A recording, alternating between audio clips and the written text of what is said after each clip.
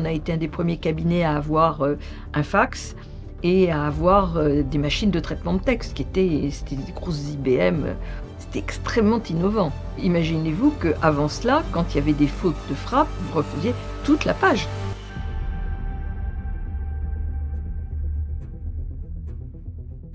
Le métier d'avocat s'est considérablement transformé. Moi, j'ai prêté serment en 1975. À la fin des années 80, j'ai fait le premier code de procédure administrative contentieuse. Eh bien, tous les commentaires, je les ai faits à la main en cherchant dans le bon.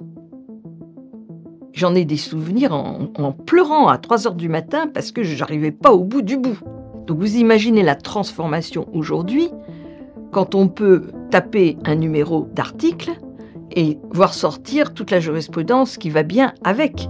C'est une transformation qui est absolument colossale. Alors ensuite, bien sûr, la découverte du digital. On se posait, comme aujourd'hui avec l'intelligence artificielle, on se posait beaucoup de questions.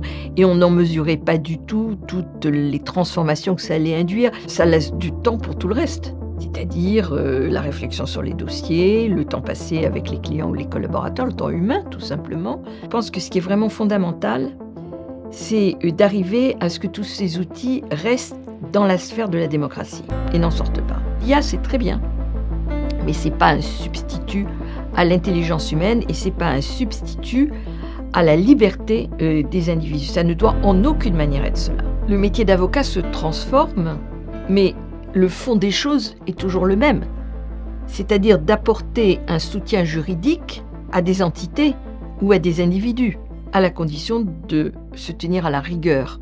Le droit, c'est pas n'importe quoi, à condition d'être d'une honnêteté et d'une intégrité scrupuleuse, et à condition de ne jamais perdre de vue le pourquoi du comment. Pourquoi tu es là et pour faire quoi? Quand on répond à tout ça, c'est un métier formidable.